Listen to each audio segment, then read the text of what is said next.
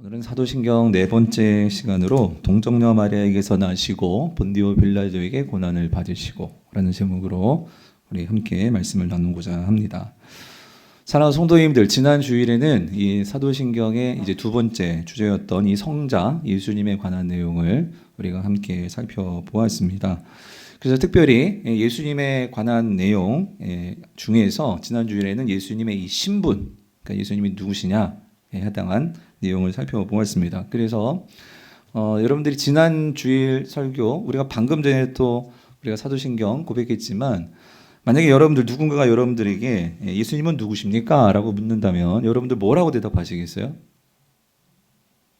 그래서 우리가 사도신경 가지고 다시 한번 대답을 한다면 어떻게 대답하면 될까요? 예수님은 하나님의 유일하신 아들이시고, 그리고 예수님은 나의 주님이시고, 자, 우리 사도신경에 있는 내용으로 우리 같이 공부했으니까, 주님이시고, 그리고 예수님은 나의 그리스도시고. 여러분 외우셨잖아요, 그죠? 예? 나는 믿습니다, 그죠? 예, 그는 유일하신 아들이시고, 주 예수 그리스도이십니다. 그래서 우리가 이거를 여러분들이 아까 고백했는데, 여러분 중요한 건 이거예요. 그렇다면 독생자의 의미가 뭐냐? 그냥 하나밖에 없는 아들, 그렇게 말씀하지 마시고요. 성경이 말하고 있는 독생자의 의미가 뭐냐?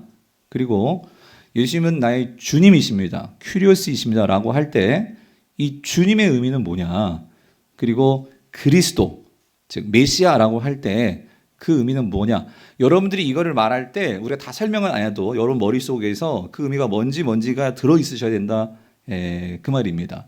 그래야 여러분들이 사도신경을 우리가 같이 고백을 할 때 그 고백이 그냥 이렇게 떠다니는 공허한 말이 아니고요, 그리고 하나의 주문이 아니고 의미 있는, 능력 있는 나의 믿음의 고백이 될 수 있다라는 것입니다. 그래서 여러분들이 그 각 의미 다 아시죠?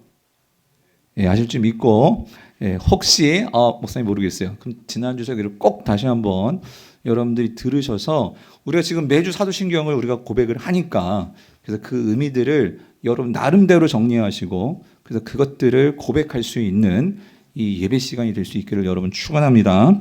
축원합니다. 오늘은 예수님에 대한 두 번째, 세 번째 이 고백 내용을 좀 살펴보려고 하는데요. PPT 보여주시면은요. 그래서 예수님에 대한 고백이 6가지가 있단 말이에요. 그래서 지난 시간에는 첫 번째, 나는 그의 유일하신 아들, 우리 주 예수 그리스도를 믿습니다, 이거를 같이 나누었고, 오늘은 두 번째, 세 번째. 그래서 이걸 나누려고 하는데, 한번 읽어보실래요? 두 번째, 세 번째를. 그는, 시작. 그는 성령으로 잉태되어 동정녀 마리아에게서 나시고 본디오 빌라도에게 고난을 받아 십자가에 못 박혀 죽으시고. 오늘 이 내용들을 좀 살펴보려고 합니다. 그래서 먼저 그는 성령으로 잉태되어, 이게 무슨 의미냐, 이걸 같이 나누려고 하는데요. 자, 지난 주일에는 우리가 예수님께서 이 땅에 독생자 주님 그리스도로 오셨다는 것은, 이제 이걸 해석하면 간단히 말하면 예수님은 유일한 우리의 구원자시고 중보자시다, 이거를 고백하는 거였어요. 그러면 예수님께서 우리의 구원자, 중보자로서 그럼 이 땅에 어떻게 오시냐고요? 어떻게 오시느냐에 대한 이 부분을 설명해 주는 것이 이제 오늘 우리가 보는 내용입니다. 그래서 사도신경은 첫 번째로 어떻게 오시느냐, 이렇게 오신대요. 인간의 몸으로, 그러니까 마리아를 통해서 나시지만, 사도신경은 그런데 이걸 제일 먼저 기억해라. 뭐냐면 그는, 자, 뭐로 잉태되셨다고요? 성령으로 잉태되셨다, 그 소리예요. 성령으로.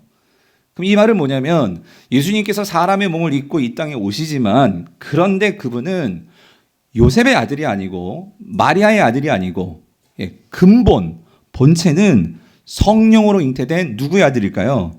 하나님의 아들이시다, 이 소리입니다. 그게 성령으로 잉태되어의 의미예요.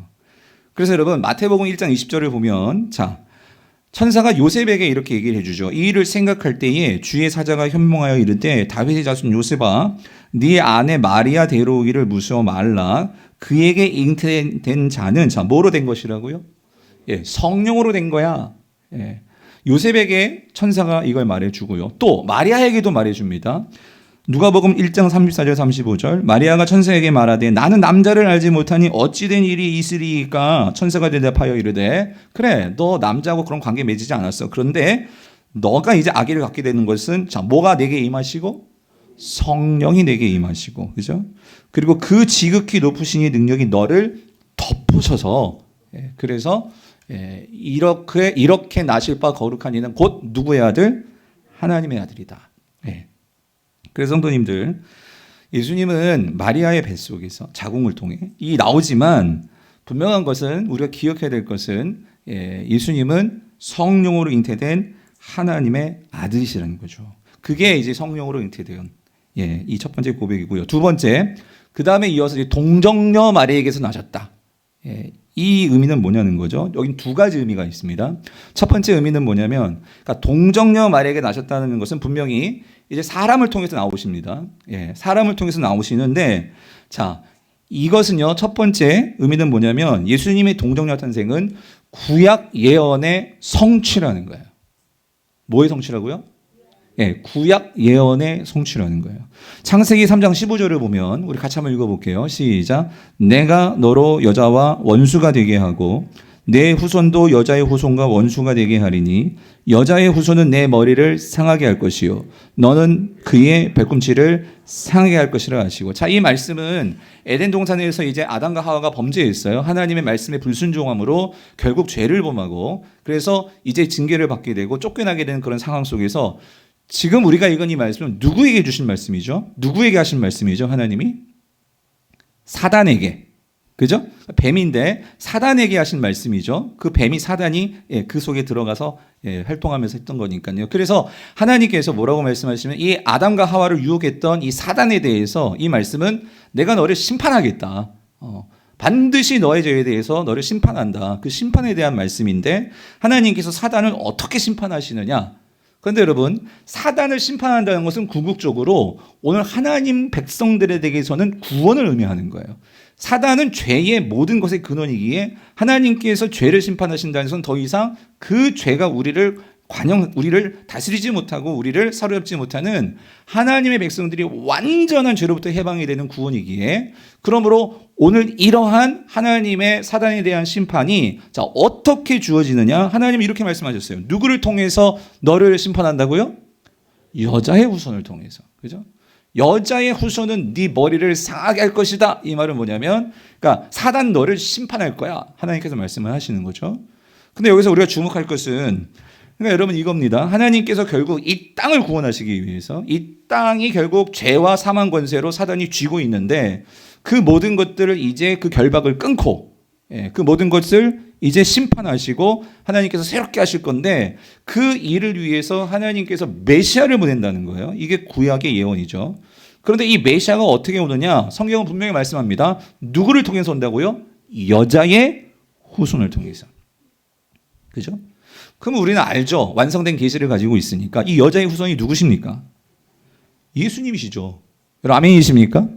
그러면 여자의 후손이 이 후손이 예수 그리스도시라면 그러면 이 여자는 누굽니까? 누구죠? 누구? 여기 자리가 자신이 없으세요. 마리아죠. 그죠? 여자의 후손이라는 것은 메시아는 분명 어디 하늘에서 뚝 떨어지는 게 아니라 인간을 통해서 나온단 말이에요. 여자를 통해서 나온단 말이에요. 그래서 여자의 후손으로 나온다 그 소리예요. 그렇기 때문에 우리가 지금 뭘 지금 살펴보고 있냐면 동정녀 마리아에게 나시고의 의미가 뭐냐는 거예요. 하나님께서 이 예언의 성취를 우리가 고백하는 것이 동정녀 마리아에게 나시고다 그 소리입니다. 자, 근데 여러분 한 가지요.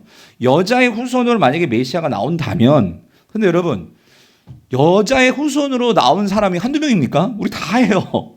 우리 다 여자의 후손으로 나왔어요. 그러면 여자의 후손으로 나왔는데 사단을 심판할 이 메시아인 것을 뭐로 알 수 있죠? 뭐로 알 수 있을까요? 그래서 구약이 또 한 가지 예언을 주신 게 뭐냐면 이 여자는 어떤 여자야 되느냐 이렇게 말씀하십니다. 그게 이사야 7장 14절이죠. 같이 한번 읽어볼게요. 시작. 그러므로 주께서 친히 징조를 너희에게 주실 것이라. 보라 처녀가 잉태하여 아들을 낳을 것이요 그의 이름을 뭐예요? 임마누엘이라 하라. 그러니까 여자의 후손으로 메시아가 오는데 이 여자가 정말 메시아를 이제 이 세상 가운데 낳게 되는 그 구약이 예언한 여자인 것을 뭐로 알 수 있냐면 그 여자는 남자와 성적인 관계를 통해서 애를 낳는 것이 아니라 보라, 누가 잉태한다고요? 처녀가 잉태한다 그 소리예요. 처녀가. 여러분 생물학적으로 과학적으로 처녀가 잉태할 수 있어요? 혼자 힘으로 아기를 만들어낼 수 있어요? 없습니다. 없죠. 그런데 징조라고 하잖아요. 징조. 그 여자의 후손이 사단을 이제 심판하고 오늘 이 죄와 사망의 원세에 사로잡혀 있는 자들에게 구원을 주실 건데 메시아가. 그럼 그 여자의 후손은 자 누군지 어떻게 하느냐? 처녀가 동정녀가 이제 자녀를 낳게 되는데 아들을 낳게 되는데 그게 바로 하나님이 보내신 메시아다라는 거죠. 그래서 성도님들 바로 이거예요. 이 동정녀가 누구냐? 바로 그게 바로 마리아인 거죠. 그래서 이 예수님의 육적 어머니인 이 마리아를 통해서 결국 예수님께서 이 땅에 오시는, 그래서 우리가 고백하는 동정녀 마리아에게 나시고의 첫 번째 의미는 뭐라고요? 이 구약의 예언의 말씀에 뭐다? 성취다. 이 성취를 우리가 믿는 거죠. 아멘이십니까? 안 믿으시나 보다. 아멘이십니까? 네, 이걸 믿는 거죠, 여러분.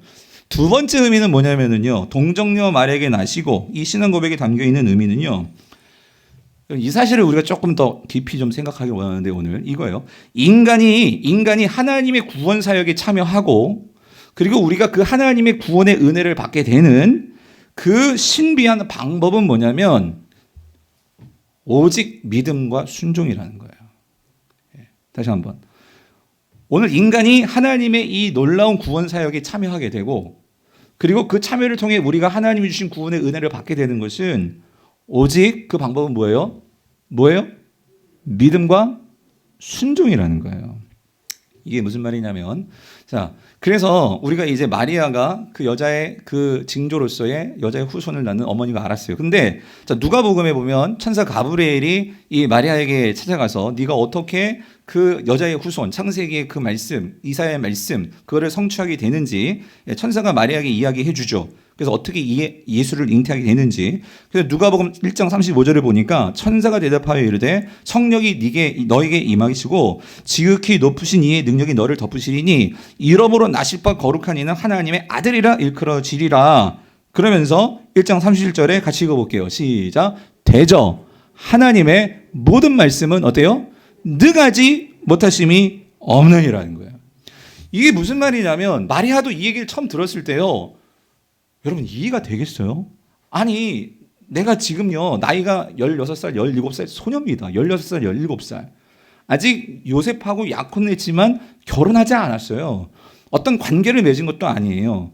그런데 갑자기 나한테 아기가 생긴다? 여러분 만약에 지금도요, 만약에 우리 처녀인 자매님들 갑자기 아기가, 야 이건 놀라고 자빠질 일이죠. 거기다가 지금 요셉하고 약혼을 했는데 지금 요셉하고 아무런 일이 없었는데 아기가 생겼다고 보세요. 그럼 어떻게 되겠어요? 만약에 요셉이나 그의 시어머니나 주변 사람들이 만약에 이걸 오해하면 너 어디서 무슨 짓 한 거야 막 하면서, 그렇게 되면 이걸 이걸 어떻게 해명할 것이고 이걸 어떻게 감당할 거예요? 그리고 이 고대 사회에서 여자가 이런 부정을 행하면 이 목숨이 뭐 부지하는 것은 이거는 정말 어려운 일이고 죽을지도 모르는 일이잖아요. 거기다가 여러분 이 유대인 사회에서 내가 하나님의 아들을 잉태한다는 것이, 여러분 만약에 여러분들에게 하나님의 아들을 좀 잉태해 주십시오. 만약에 천사가, 여러분 그 감당할 수 있겠어요? 얼마나 두렵냐 말이에요. 예. 그런 상황 속에서, 이런 상황이란 말이에요. 이런 상황에서 천사가 말을 했는데 그러면서 뭐라고요? 방점을 찍죠. 대저 하나님의 모든 말씀은 어떻다고요? 능하지 못하심이 없느니라 이렇게 말했어요. 자, 여러분은 여기에 어떻게 반응하시겠어요? 우리 아직 애를 낳아보지 않은 우리 자매님들 예? 어떻게 반응하시겠어요? 근데 여러분 마리아를 반응을 보세요. 누가복음 1장 38절 우리 같이 한번 읽어볼게요. 시작. 마리아가 이르되 주의 여종이오니 말씀대로 내게 어떻게 해요? 이루어지이다. 여러분 이게 대단하다 그 소리입니다. 이게 동정녀 마리아에게 나시고라고 할 때 구약의 예언이 성취됐는데 그 예언이 성취됨에 있어서 그 하나님의 말씀이 이 땅에서 실현됨에 있어서 그 구원 사역이 이루어짐에 있어서 우리가 또 한 가지 기억해야 될 것은 뭐냐면 그것이 이루어지는 데에는 마리아의 뭐가 있었다는 거예요? 믿음의 반응과 뭐가 있었어요? 순종이 있었다 그 소리입니다. 그래서 여러분 우리가 뒤에 또 한 명을 볼 거예요. 이 사도신경이 참 이게 참 좀 놀란 건 뭐냐면요. 제가 묵상하면서 우리 신앙 고백 속에 사도신경 속에 예수님 말고요. 사람 2명이 들어가 있어요. 교회가 고백하는 그 사람의 이름 2가지가 있는 첫 번째는 마리아고요. 두 번째는 뭐예요? 본디오 빌라도예요. 예? 근데 한 사람은 어떤 면에서는 우리가 정말 본받아야 되고 그리고 우리가 한번 깊이 생각해야 할 신앙의 모범이라면 이 본디오 빌라도는 정반대의 개념이겠죠. 그건 뒤에서 설명을 드릴 거고. 그래서 여러분 동정녀 마리아에게 나시고 라는 이 고백 속에서 초대교회는요.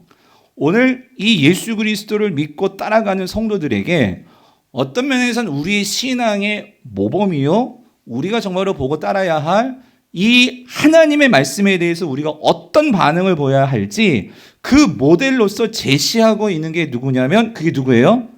마리아라는 거예요. 마리아. 자, 근데 여러분 여기서 우리가 한 가지 좀 조심할 게 있어요. 뭐가 있냐면 이거는 우리 개신교나 천주교나 좀 서로 좀 문제가 있어요. 우리 개신교는요 어떤 면에서 여러분 이렇습니다. 마리아의 신앙을 본받자. 사실 이렇게 말하는 것보다는 우리가 흔히들 다윗의 신앙을 본받자, 뭐 바울의 신앙을 본받자, 뭐 이런 얘기는 많이 들어보셨지만 어떤 마리아를 좀 우리가 이렇게 높이고 마리아를 좀 우리가 이렇게 중요하게 말하고 이런 것들은 여러분이 잘 좀 낯설 수도 있고 우리가 잘 듣지 못했을 수도 있어요. 그렇죠? 근데 왜 그러느냐? 이게 다 있던 이유가 있는 것 같아요. 여러분 그런데 개신교가요. 어떤 면에서 이러한 마리아의 신앙을 그동안 너무 무시한 것도 문제가 있어요. 사실 사도신경은 그러니까 마리아 그 자체라기보다도 어쨌든 우리가 이 마리아가 오늘 예수 그리스도의 구원 사역에 있어서 이 사역이 실제로 이 땅에서 이루어짐에 있어서 그 믿음과 순종이 이 놀라운 일이 저와 여러분들까지 그것이 주어지는 이 귀한 구원 사역의 좋은 모델로서 분명히 제시하고 있는데 우리 이거는 인정해야 된단 말이에요. 근데 문제는 천주교는 이 마리아에 대해서 너무나 이 마리아 한 개인에게 집중해서 이 마리아의 신앙을 우리가 본받는 건 좋은데 이 본받는 거를 넘어서 문제는 뭐냐면 거의 숭배하다시피 하고 있다는 거죠. 이게 문제라는 거예요. 천주교에 가서요, 당신들 마리아 숭배하죠? 말하면 그 사람들은요, 절대 숭배하지 않다, 숭배한다고 말하지 않습니다. 뭐라고 말하냐면 공경한다고 말합니다. 공경한다고. 왜냐하면 예수님의 어머니이시기도 하고 어쨌든 우리 신앙의 모델이기도 하고 하니까 공경한다고 하는데 그런데 여러분 교회 역사 속에서 이 로마 카톨릭과 천주교가 말하는 마리아에 대한 공경은 좀 지나칩니다. 다시 말하면 이 공경이 어디까지 갔냐면 우리가 그의 믿음을 존중하는 거는 맞아요. 우리도 해야 돼요. 해야 되는데 이게 어떻게 가냐면 마리아를 숭배하지 않는다고 말을 하지만 그런데 여러분 그들이요. 예수님의 이 땅에 하나님의 아들로서 죄 없으신 분을 이 마리아가 품었잖아요. 그렇다 보니까 이게 어디까지 이게 너무 나아갔냐면 예수님이 죄 없으시니까 그 죄 없으신 분을 품으려면 이 마리아도 원죄가 없어야 한다는 거예요. 그래서 예수님을 품으면서 모든 원죄도 없어졌고 뿐만 아니라 그리고 그 예수님을 품고 그 이후로 어떤 죄도 짓지 않았다. 그래서 이것을 그들이 말하고 있는 무염수태교리라고 해요. 무염수태교리. 뿐만 아니라 예수님을 잉태하면서 동정녀로 그렇게 예수님의 어머니가 되실 뿐만 아니라 이 마리아는 그렇게 원죄도 없어졌고 또 더 이상 죄를 짓지도 않고 그래서 평생을 동정녀로 살았다. 그런데 여러분 성경에 보면 그런 얘기 없고요. 예수님의 형제들이 있었어요? 없었어요? 분명히 있었습니다. 그리고 이 더 나아가서 그렇게 평생을 동정녀로 살면서 죄를 짓지 않았기 때문에 이게 어디까지 가면요. 예수님이 승천하신 것처럼 마리아도 어떻게 되었어요? 승천했다는 이 성모, 이 승천설까지 그 교리까지 나아간다 그 소리예요. 그러면서 그들은 마리아를 정말 막 존경하고 거의 막 성인들에게 최고로 그렇게 여기죠. 근데 여러분 문제는 말씀드렸죠. 마리아의 그러한 여러분 성경은 그럼 뭐라고 말씀하시느냐? 우리가 가진 성경은 뭐라고 말씀하시느냐? 여러분 분명한 것은 아까도 말씀드렸죠. 이 성경의 그 어떤 데도 마리아가 죄인이 아니었다. 모든 인간은 죄인이다라고 말합니다. 그리고 마리아가 그리고 승천했다 이런 기록 신약성경에 어디에서도 볼 수 없습니다. 그러면 성경이 우리에게 분명히 제시하는 바는 뭐냐면 이거는 분명합니다.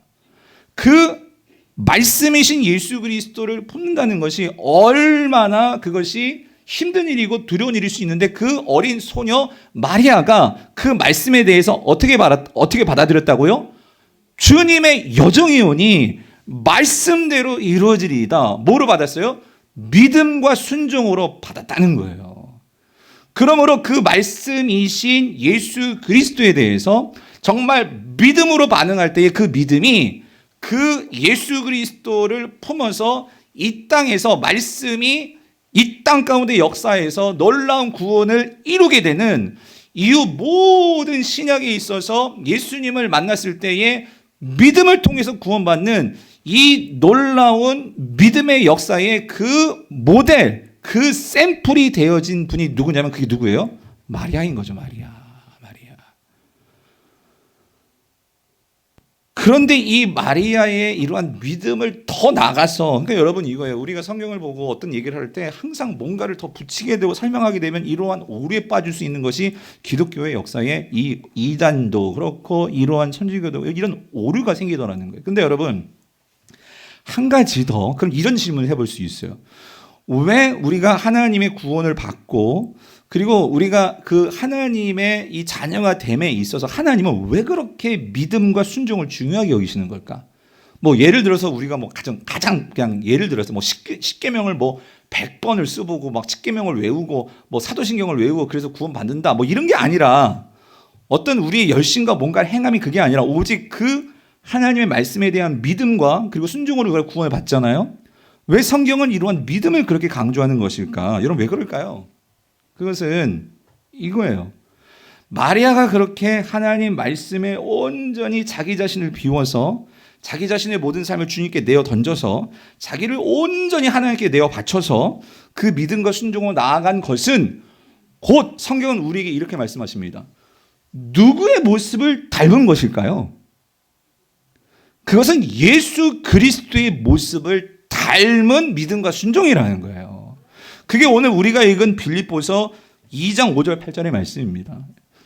말씀하십니다. 너희 안에 누구 마음을 품으라? 이 마음을 품으라. 곧 누구의 마음이요? 그리스도 예수의 마음이니 이는 근본 하나님의 본체시나 하나님과 동등됨을 취할 것을 여기지 아니하시고 7절 8절 여러분 읽어보세요. 오히려 어떻게 해요? 자기를 비워 종의 형체를 가지사 사람들과 같이 되셨고 사람의 모양으로 나타나서 자기를 낮추시고 죽기까지 복종하셨으니 십자가에 죽으심이라요. 무슨 말이죠? 오늘 성자 예수님께서 오늘 자기를 비워서 종의 형체를 가져서 다시 말하면 오늘 사람의 모습으로 그 하나님이 사람의 모습으로 사람들과 같이 되신 것은요. 그게 왜 그랬다는 거예요? 하나님께서 오늘 저와 여러분들을 사랑하셔서 그 하나님의 구원의 계획이 있으신데 예수 그리스도는 자신의 뜻과 자신의 생각을 다 내려놓으시고 자기를 낮추시고 죽기까지 누구에게 복종하셨다는 거예요? 하나님의 그 뜻, 성부 하나님 아버지의 그 뜻, 하나님께서 그토록 저와 여러분들을 구원하시고자 이건 제가 그냥 묵상해 본 거예요. 우리가 지난 시간에 예수님께서 독생자라고 할 때는 하나님 품속에 계셨던 그분이 나온 게 독생자의 의미라고 말씀을 드렸잖아요. 하나님과 가장 친밀하고 가까이 계셨던 분이 예수님이라고 말씀을 드렸잖아요. 예수님은요 하나님 가까이에서 아버지의 마음을 보셨던 것 같아요. 뭐냐면 하나님은요 오늘 이 땅을 만지시고 하나님의 형상으로 저와 여러분들 사람을 만드셨어요. 아버지는요 그 사람들을 하나님과 함께 교제하며 그렇게 행복하게 살기를 원하셨던 거예요. 그런데 그 인간들이 하나님의 마음을 갈기갈기 찢고 배신해 버렸잖아요. 등을 쳐 버렸잖아요. 그러면데도 아버지는요 아들이신 성자가 보실 때 그 인간을 포기를 못 하시는 거예요. 하나님의 형상을 가졌기 때문에 그 아들을, 그 하나님께서는요, 그 사람들을 자신의 아들처럼 사랑하시고 그들을 구원하시고자 하는 그 아버지의 마음을 성자는 보셨단 말이에요. 그랬을 때 이 아들은 어떻게 해요? 그 아버지를 사랑하시기 때문에 그 아버지의 마음을 기쁘시게 해드리기 위해서 그 아버지의 뜻에 복종해서 자기를 낮추시고 십자가에 죽으시기까지 그 아버지를 위해서 뭐 하신 거예요? 자기를 내어 놓으신 거예요.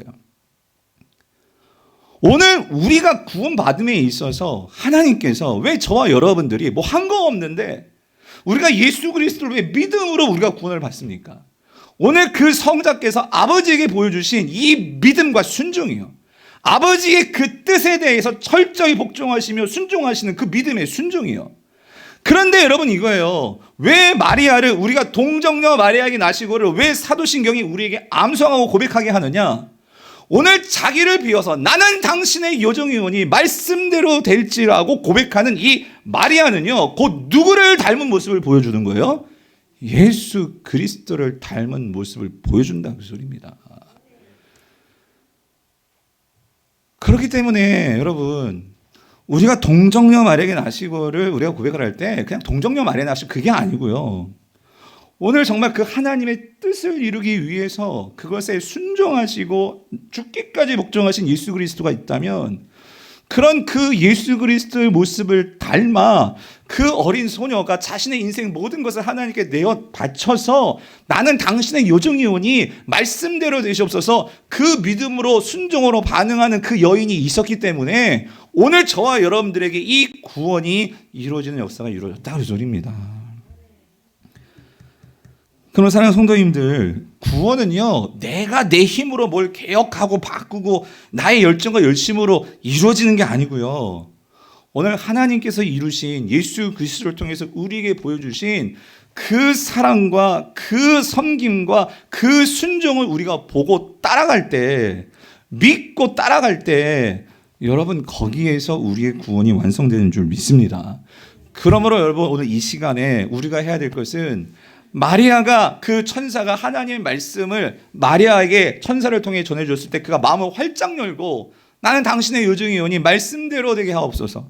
오늘 이 시간, 예배 시간에 여러분의 삶 속에서 놀라운 구원과 놀라운 치유, 하나님의 역사 이루기 원하신다면 이 시간에 마음 문을 열고, 주님 말씀이 나를 덮어서 오늘 나의 강팍해지고 나의 이 굳어지고 나의 이 세상 가운데 오염되어 있는 이런 나의 마음을 성령께서 마리아의 그 위에 덮으셔서 그가 그 말씀 가운데 나아가고 그 말씀이 그를 움직인 것처럼, 주님 나의 삶을 주의 말씀으로 장악하시고 나를 이끌어 달라고.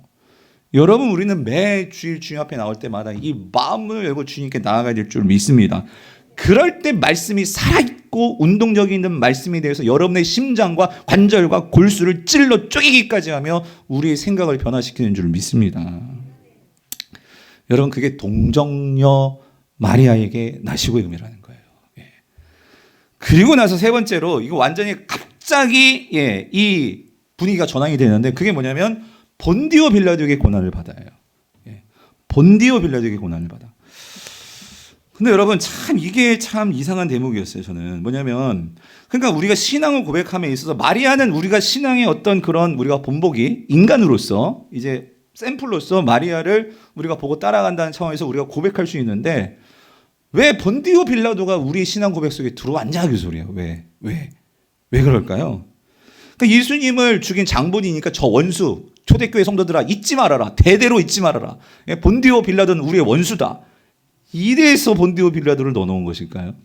근데 만약에 그렇다면 예수님에게 사형 언도한 본디오 빌라도 잊지 말어, 그래가지고 만약에 그래서 이 이름을 넣어놨다면, 저는 만약에 제가 본디오 빌라도는 되게 억울했을 것 같아요.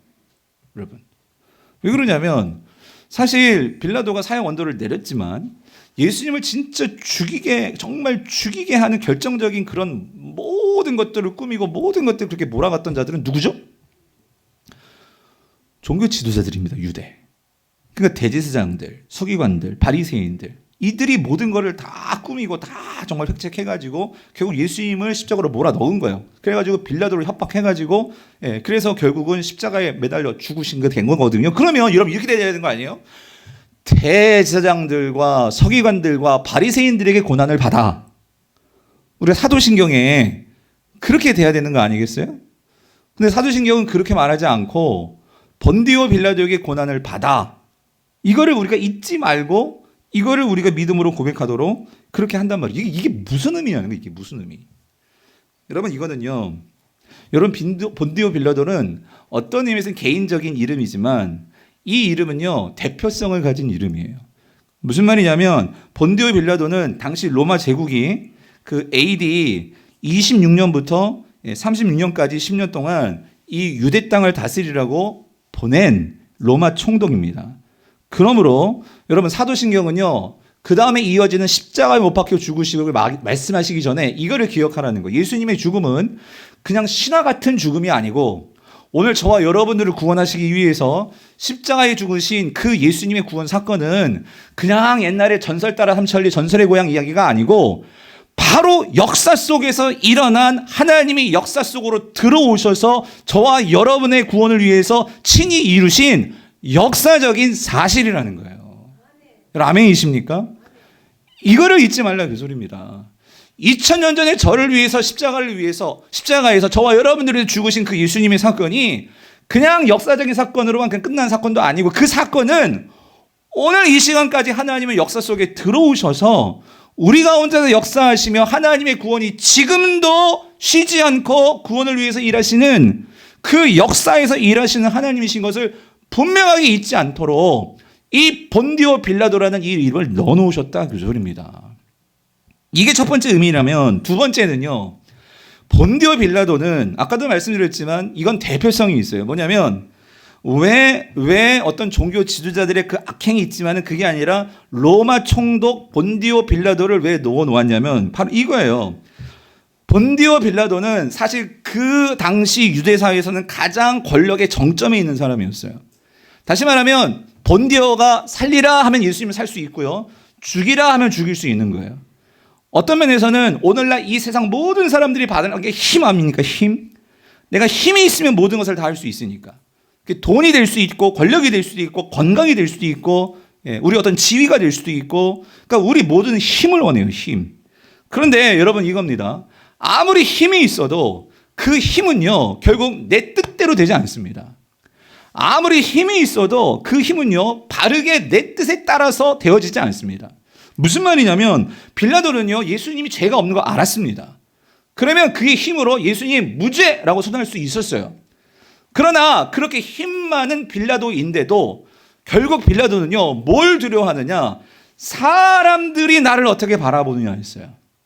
사람들이 내가 이 로마 총독이라는 이 자리를 지키기 위해서, 이 힘을 지키기 위해서 그는요 결국 이 힘을 가지고 하나님의 뜻을 따라 그 주어진 힘을 바르게 행사할 수 있는 것이 아니고, 힘이 있는데도 불구하고 그는요 그 유대인들과 종교 지도자들이 밀란을 일으키거나 그렇게 되면 내 목 달아날 수 있으니까, 내 권력 잃을 수도 있으니까. 오늘 이 빌라도는 전형적으로 이 세상을 살아가는 사람들의 모습을 보여주는 거예요. 이 세상에 그렇게 사람들이 원하는 힘은 가질지 모르겠지만 그 힘이 결국은요 내가 그 힘을 가지고 정말 힘을 잘 구사하면서 살 수 있게 되는 것이 아니라 그 힘이 우리를 오히려 비참하게 만들고, 그 힘이 오히려 정말 정의를 부정의로 만들고, 이러한 현실이 우리가 살고 있는 이 깨어진 세상의 현실이라는 거예요. 그래서 여러분 빌라도가요 그래서 이렇게 말하죠. 그 사람들에게 자기는 알았어요. 예수님 죄 없어. 그래서 뭐 어떻게 해요? 세숫대야를 갖고 오라고 손을 씻으면서 하는 말이 있습니다. 마태복음 17장 24절. 빌라도가 아무 성과도 없이 도리어 밀란이 나르는 것을 보고 물을 가져다가 무리 앞에서 손을 씻으며 이르되 뭐예요? 이 사람의 피에 대하여, 예수님의 피에 대하여 나는 어떠하다? 나는 어떠하다? 무죄하다라고 말을 합니다. 성도님들, 분명히 죄 없음을 알고 분명히 내가 그거를 원하지 않지만 그러나 당신들이 원하니까 그래 그럼 너희들이 알아서 해. 빌라도는 그렇게 말을 하면서 자신의 손을 씻고 나는 무죄합니다 라고 말을 해요. 여러분, 빌라도에게 죄가 없습니까? 빌라도에게 정말 나는 죄 없어요. 물론 나의 뜻은 그게 아니었으니까 당신들한테 맡긴 거니까 당신들이 알아서 처리하십시오. 여러분, 그러나 여러분 빌라도의 죄가 뭡니까? 빌라도에게 힘이 있었고 권력이 있었지만 빌라도는요, 뭐가 죄예요? 결국은 이 땅에서 자신의 안위만을 생각하면서 이 무한하신 그 하나님 아들 앞에서 사형 선고를 내렸습니다. 그런데 그 사형 선고를 내린 것은 결국 뭐예요? 왜 그렇게 이 예수를 그 유대인들에 넘기면서 너희들 마음대로 하라는 것은 결국 빌라도에겐 무슨 죄가 있어요? 자기중심적인 죄예요. 예. 결국 자기만을 위하는 죄예요. 하나님이신 예수 그리스도 앞에서 자기는 죄 없다 말하는 이 교만의 죄예요. 그런데 여러분, 이 빌라도의 죄가 단지 빌라도에게만 있는 죄냐고요. 오늘 이 땅을 살아가면서 하나님, 나는 죄 없어요. 나는 뭐 악행도 행한 거 없고, 나는 주의를 범한 것도 없고, 나는 다른 사람들에게 피해 준 것도 없고. 그런데 여러분, 우리가 살아가면서요, 정말 철저히 자기중심적으로 살아가는 이 죄, 하나님 앞에서 하나님 말씀보다도 나의 의를 드러내는 교만한 죄, 오늘 이 땅에서 하나님을 내세우기보다 어떻게 해서든지 나만 잘 먹고 잘 사는, 나만을 생각하는 이런 죄, 여러분, 이 죄에서 벗어날 자가 누가 있느냐 말이에요. 누가. 저를 비롯해서 우리 모든 성도님들이 죄 없다 할지 모르지만, 여러분, 본디오 빌라도요, 왜 성경이 본디오 빌라도를, 성경이 왜 사도신경이 그 우리의 고백 속에 넣어놓은 것일까요? 이거는 그거예요. 본디오 빌라도 속에는 누가 포함되어 있는 것일까요? 내가 포함되어 있다는 거예요. 내가. 우리 모두 다 자기중심적으로 이 땅을 살아가는 자기 자신의 위안만을 위해서 자기만을 위하는 이 죄, 성도님들, 우리 그 죄에서 자유할 자가 누가 있냐 말이에요. 그런데 여러분, 예수님이요, 그 빌라도가 그렇게 넘겨져서 결국은 십자가에 예수님이 달리시게 됩니다. 그런데 그 예수님이 십자가에 달리셨을 때, 여러분, 예수님은요, 어떤 누구에게도 그 십자가에 달린 것에 대해서 원망하거나 저주하거나 한탄하거나 항변하지 않으셨습니다. 죄 없으신 분이신데 예수님이 자기중심적으로 생각하셨다면, 내가 하나님의 아들인데 왜 내가 너희 때문에 이 고생, 이 고난, 이 고통을 당해야 되는데, 그런 말씀 단 한마디 안 하시고 십자가에 달려 죽으셨습니다. 여러분, 왜 예수님께서 그렇게 죽으셔야 하는 것일까요? 말씀드렸죠? 성경이 하나님의 뜻이 진짜 메시아는 고난당하는 메시아가 되셔야 하기 때문이에요. 이사야 53장 10절에서 11절을 같이 한번 읽어볼게요. 길지만 중요한 말씀이기에 여러분 같이 한번 읽어보겠습니다. 시작. 여호와께서 그에게 상함을 받게 하시기를 원하사 질고를 당하게 하셨으니. 여러분 보세요. 하나님은요, 그에게, 예수 그리스도에게 상함을 받게 하시기를 원하셨다는 거예요. 이게 되십니까? 왜 예수님께서 질고를 당하셔야 되냐고요? 왜요? 오늘 하나님의 형상을 가진, 정말 우리가 이해가 안 되는 사실 아니에요? 저와 여러분들을, 이 인류를 뭐 하시려고 하나님은 구원하기를 원하신다, 그 소리입니다. 이거를 위해서 그 메시아가 상함을 받게 하시기를 원하사 질고를 어떻게 해요? 당하게 하셨은즉 그의 영혼을 속건제물로 드리기에 이르면 그가, 예수 그리스도가 뭘 보게 돼요? 씨를 보게 된다. 이게 무슨 말일까요? 그 예수 그리스도가 하나님으로부터 그 질고와 고통, 우리가 정말로 그 고통을 정말로 우리는 당하기 원치 않는데, 예수님은 그거를 당하게 되면 어떤 일이 벌어진다는 거예요? 하나님의 백성들이 이 땅 가운데 나올 수 있단 말이에요. 아버지가 그토록 원하시는 그 사람들의 죄가 사해짐으로 그들이 하나님의 자녀가 되는 이 씨를 보게 된단 말이에요. 그거를 예수님은 알기 때문에 오늘 그의 손으로 여호와께서 뭐 하시는 뜻을 성취하고자? 기뻐하시는 이 뜻을 성취하고자, 그가 자기의 영혼에 수고한 것을 보고 만족하게 여길 것이라. 나의 의로운 종이, 하나님께서 말씀하시는 거예요. 예수 그리스도가 많은 사람을 어떻게 한다고요? 의롭게 하며 또 그들의 죄악을 친히 어떻게 해요? 담당하리로다. 사랑하는 성도님들, 왜 예수님께서는 십자가에서 억울하지 않겠어요? 여러분, 너무 원통하지 않아요? 여러분, 나는 아무런 죄가 없는데 왜 내가 십자가에서 이런 고통을 당해야 되는데? 그런데 왜 예수님은 침묵하셨어요? 왜 예수님은 입 닫고 계시죠? 왜 그러시는 거예요? 아버지의 뜻을 순종하기 위해서. 아버지의 뜻을 온전히 이루어서 오늘 저와 여러분들을 구원하시기 위해서. 그래서 여러분, 네 번째로 우리가 살펴볼 고난을 받아 십자가에 못 박혀 죽으시고, 이거는요, 예수님의 입장에서는 그 아버지를 사랑하는 예수님은요, 아버지의 뜻을 이루어드리고 싶은 거예요. 그리고 하나님은요, 누구보다도 오늘 저와 여러분들을, 우리가 이해할 수 없는 신비 아닙니까? 하나님은 우리를 사랑하시기 때문에, 그래서 그 성자는 고난을 받아 십자가에 못 박혀 죽으셨다라는 거예요. 사랑하는 성도님들, 짧은 고백이지만 본디오 빌라도에게 고난을 받아 이 속에 우리의 죄가 보여야 되고요. 그리고 그 예수 그리스도는 고난을 받아 십자가에 못 박히심이 아버지의 사랑을 우리에게 전해주고 싶은 그 마음이 보여야 되고요. 그리고 그 사랑을 우리가 받았기에 우리는 나음을 입었노라. 우리는 이 믿음을 고백해야 될 줄 믿습니다. 그러면 성도님들, 여기서 또 한 가지가 있습니다. 정말 예수님께서요, 우리에게 보여주고 싶으신 것은 이 아버지의 마음인데, 사랑인데, 왜 그 예수님이 굳이 고난을 받아 십자가에 못 박혀 죽으셨을까? 또 한 가지 중요한 의미가 있는데, 여러분, 그거는요, 오늘 예수님이 오늘 아버지의 뜻을 따라 순종함으로 그 순종의 길을 걸어가셨듯이, 주님은요, 오늘 저와 여러분들도 예수님을 따라 그 믿음과 순종의 길을 따라오기를 원하신다는 거예요. 무슨 말이냐? 여러분, 이 세상은요, 끊임없이 우리를 자기 중심적인 삶으로 끌어당깁니다. 마치 여러분, 우리가 지금 이렇게 둥둥 떠 있지 않고 이렇게 우리가 지금 땅에 발을 딛고 설 수 있는 것은요, 이 지구가 여러분을 당기고 있기 때문에, 이걸 중력이라고 하잖아요. 여러분, 로켓가 우주로 나가려면요, 그냥 나갈 수 없습니다. 엄청난 에너지를 쏟아 부으면서 날아가야지만 그게 로켓입니다. 오늘 저와 여러분들이 하나님의 백성으로 정말 살아가려면 우리는요, 우리의 힘으로는 어림도 없습니다. 끊임없이 끝간데 없이 이 세상이 자기중심적인 삶을 살아가고 있는 이 세상이 여러분을 끌어당깁니다. 그러면 우리가 어떻게 이 세상으로부터 정말로 우리가 역행하면서 하나님 나라 백성으로서 저 로켓과 같이 그 우주를 향하여서 하나님의 뜻을 향하여서 우리가 어떻게 날아오를 수 있을까요? 여기에는 힘이 필요하다는 거예요. 힘이. 그 힘이 어디서 나옵니까? 우리에게서 안 나와요. 이 힘은 하늘로부터 공급을 받게 된다, 그 소리입니다.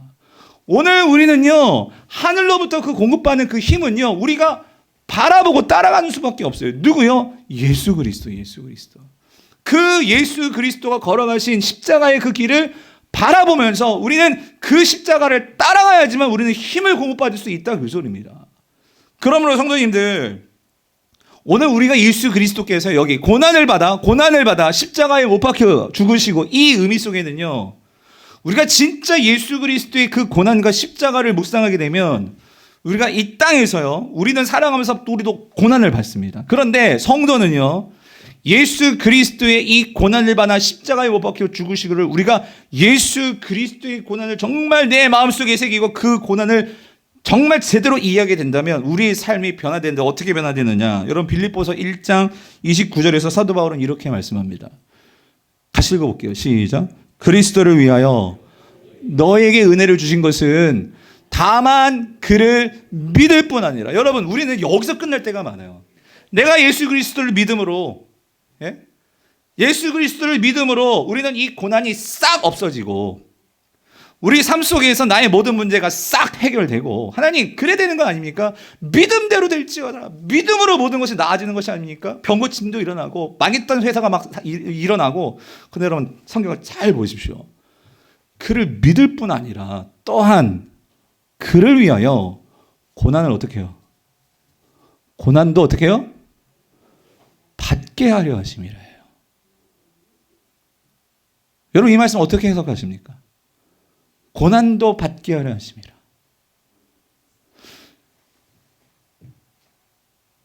모든 종교는요, 이 고난으로부터 해탈을 원해요. 이 고통으로부터 해탈을 원합니다. 사실 예수님도, 바울도 삶에서 고난이 왔을 때 첫 번째 기도는 그거였어요. 예수님, 아버지여, 나에게서 이 잔을 내게서 어떻게 해달라고요? 옮겨달라고. 사도 바울이 그 몸에 엄청난 가시가 있었습니다. 병이 있었습니다. 3번씩이나 하나님, 나에게서 이 가시를 어떻게 해요? 뽑아내달라고. 여러분, 누구나 고난을 당하면은요, 우리는 이 고난이 해결되기를 하나님 고쳐주시길 당연히 기도하는 거, 나쁜 거 아닙니다. 그렇게 해야 돼요. 그런데 여러분, 이거 아십니까? 이러한 고난에 대한 대처는 기독교만 있는 것이 아니라 지금 모든 종교적인 행위를 하는 모든 곳에서 다 이것이 이루어집니다.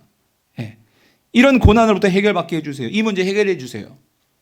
그런데 여러분, 우리가 본받고 생각해야 될 것은 예수 그리스도와 바울도 1차적으로는 이 고난을 피하게 해주세요. 그걸 구했습니다. 그런데 예수님과 사도 바울은요, 여기에서 머물지 않고 그 다음 단계가 있었다는 거예요. 오늘 그 고난 속에서 그 고난이 해결되지 않을 때 오늘 십자가를요, 예수님께서 쉽게 해결할 방법도 있었습니다. 예수님께서 그 사단에게 시험을 당할 때에 사단이 그랬죠. 나에게 절하면 너 고통당하지 않고도 이 모든 사람들을 네 백성 만들어 줄게. 그 소리는 뭐 없게 하는 거예요? 십자가 없게 하는 거였어요. 십자가. 그런데 예수님께서 그러한 십자가를 고통인 것을 아시면서도 그 십자가의 길을 갈 수 있고, 사도 바울이 이 가시가 뽑혀져야 되는데 안 뽑혀지는 것을 알면서도 그 가시를 부여잡고 그가 사역에서 하나님의 나라를 위해서 살 수 있었던 그 근본적인 이유가 뭐냐는 거예요. 그것은 바로 여기 그를 위하여, 나를 위해서 십자가에 달리신 예수 그리스도, 그분이 고난을 당하셨는데 그 고난을 통해서 나의 예수 그리스도는 하나님의 뜻을 이루며 그 하나님을 기쁘시게 하는 그 어떤 누구도 경험할 수 없는 예수님만이 누리시는 그 기쁨이 있었다면, 오늘 나 바울도 이걸 말하는 거예요. 그를 위하여 고난을 어떻게 하겠다고요? 피하는 게 아니라 고난을 뭐 한다고요? 받게 하려 하심이라. 그래서 여러분, 사도 바울이요, 고린도후서 12장 9절 10절에서 이렇게 고백합니다. 나에게 이르시기를 내 은혜가 족하도다. 이는 내 능력이 약한 데서 온전하여짐이라 하신지라. 그러므로 도리어 크게 내가 뭐예요? 기뻐함으로 나의 여러 약한 것들에 대하여 자랑하리니 이는 그리스도의 능력이 내게 어떻게 해요? 머물게 하려 함이라. 무슨 말이죠? 고난 힘들어요, 여러분. 고난 너무 어려워요. 그런데 그 고난이 있기 때문에 그 속에서 내가 온전히 십자가에 달리신 예수 그리스도를 바라보며 그 주님과 더 가까워지고 그 주님의 그 십자가를 묵상하게 되고 그 주님의 십자가 속에 들어가서 하나님께서 우리를 통해서 일하시는 놀라운 그 고난의 신비를 깨닫게 되니까 오히려 내가 약한 것이 그리스도의 능력이 내게 머물게 되는 것이고, 또 오해하지 마십시오. 여기서 그리스도의 능력이 내게 머물다는 게 막 병 고치고 모든 게 막 어려움이 떠나가고 귀신 떠나가고 그 능력이 아니라 하나님의 그 크신 사랑이 뭔지를 십자가를 통해서 깨닫게 되고, 내가 오히려 그 속에서 겸손케 되며 그 하나님의 영원하신 나라를 이 땅에 자기중심적인 그 욕망들이 들끄는 이 세상 가운데 나를 갖다 놓는 것이 아니라 그 하나님의 영광스러운 그 하나님의 완성된 세상을 더 간절히 바라고 사모하게 되고 내가 새롭게 되는 이 능력이 내게 머물려 함이라. 그러므로 내가 그리스도를 위하여 어떻게, 나는 오히려 약한 것들과 궁핍과 곤고를 기뻐하노니. 여러분, 이건 세상 사람들이 보면 미친놈입니다. 아니 어떻게 약한 것들과 궁핍과 박해와 곤고가 기쁩니까? 이건 정신 나간 놈이지. 그런데 오히려 내가 그 약한 그때가 어떻게 될 수 있어요? 강함이라. 왜요? 왜? 뭐가 강한 거예요? 왜 강하죠? 왜 강하죠? 예수 그리스도의 십자가가 똑똑히 보이거든요. 거기서 주님이 나를 위해서 십자가에 죽으셨다는 이 사실이 감격이 되거든요. 여러분, 정직하게 묻고 싶은 게 이거예요. 예수님이 나를 위해서 십자가에서 죽으셨다는 것이 그 어떤 것보다도 가장 큰 감격이 되십니까? 이게 진짜 감격이 될 때 우리는 이 세상의 그 어떤 상황과 그 모든 것들을 넘어서 우리는 감사할 수 있게 되는 거예요. 예.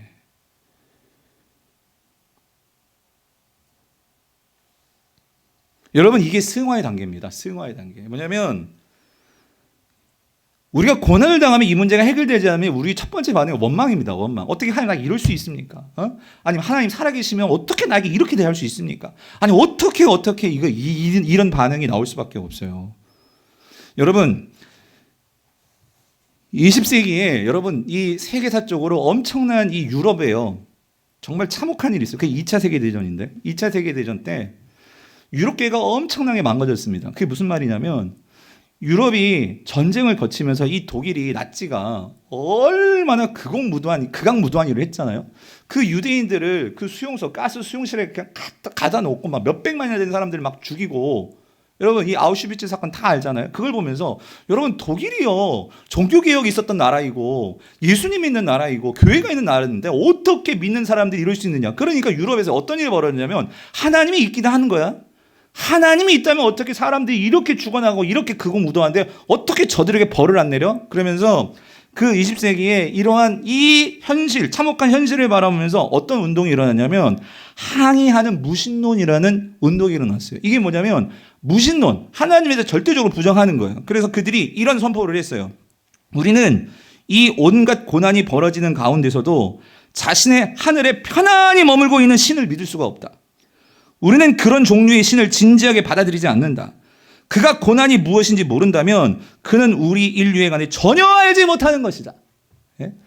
지금 아우슈비츠에서 그렇게 고통당하면서 하나님을 부르는데도 어떻게 독일을 저렇게 가만 놔두냐는 거예요. 하나님이 계신다면. 그러니까 많은 젊은이들과 그 당시 유럽 교회가 교회를 등졌죠. 예. 무신론으로 다 빠졌죠. 예. 근데 성도님들 질문해 볼게요. 하나님께서 고통을 모르셨을까요? 하나님께서 오늘 저와 여러분들의 고통을 모르실까요? 우리의 아픔을 모르실까요? 정말 그 하나님의 이 깨어진 세상을 바라보면서 그 죄에 빠져서 살아가는 이 비참하고 극악무도한 현실 때문에 그것을 가슴 아파하시면서 그 아들을 이 땅에 보내셔서 십자가에 갈기갈기 찢어서 죽이시는 그 하나님의 마음을 모르는 자들은 누구였냐고요.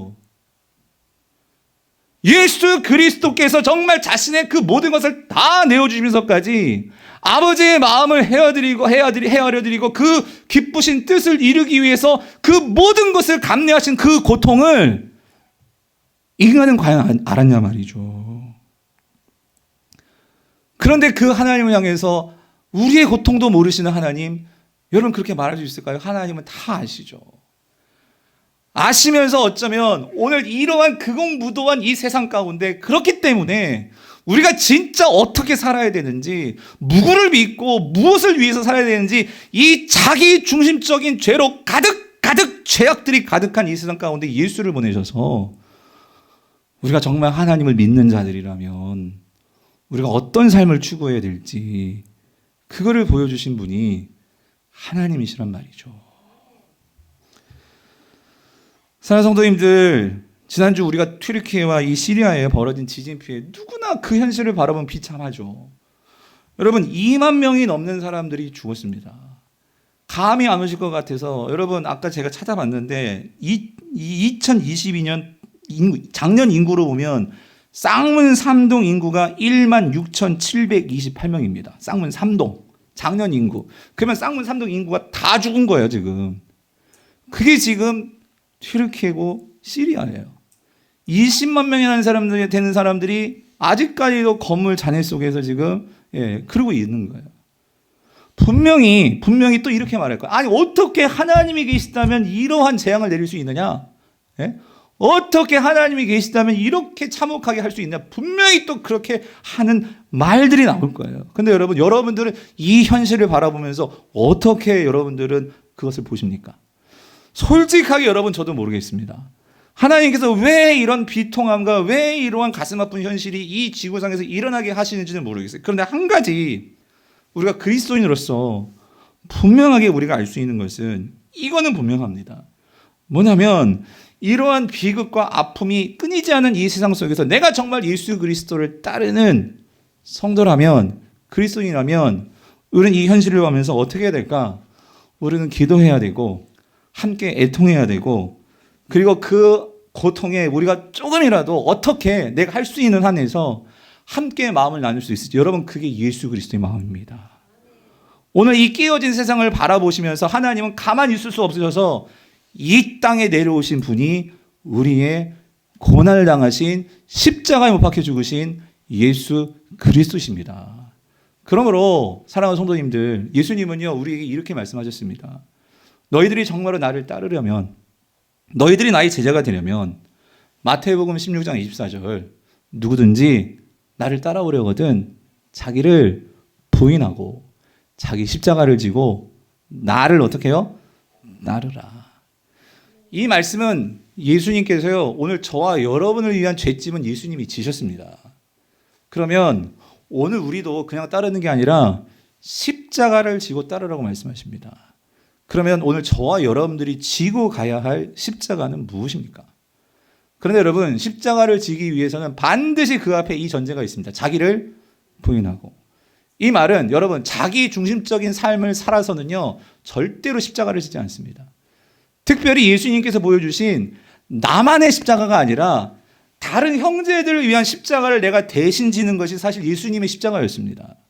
이 십자가는 자기를 부인해야지만 그 십자가를 질 수 있다는 거예요. 그렇다면 우리가 그리스도인이라면 우리가 정말 져야 하는 십자가는 뭡니까? 자기뿐만 아니라 내 주변에 있는 내 이웃들의 그 아픔을 바라보면서, 그 애통함을 바라보면서, 그 가슴 아픈 현실을 바라보면서, 그 죄악들을 바라보면서 우리가 같이 가슴 아파하고 기도하고, 그리고 그것을 지고 주님을 따라가는 자가 진정한 그리스도인 줄로 믿습니다. 바라기는 다음 주일에 우리가 튀르키예와 시리아에 위해서 헌금할 때 여러분 인색함으로 하지 마시고 정말 우리가 주님의 심정으로 같이 이 일에 동참했으면 좋겠고, 마지막으로 오늘 저와 여러분의 삶 속에서 내가 정말 마리아와 같이 그 마리아가 예수님을 바라보면서 말씀의 앞에 믿음으로 순종으로 반응한 것처럼, 그리고 오늘 예수님처럼 나도 자기 십자가를 지고 그 주님을 따라가시는 우리 모든 강북 우리 성도님 되시기를 주님의 이름으로 축원드립니다.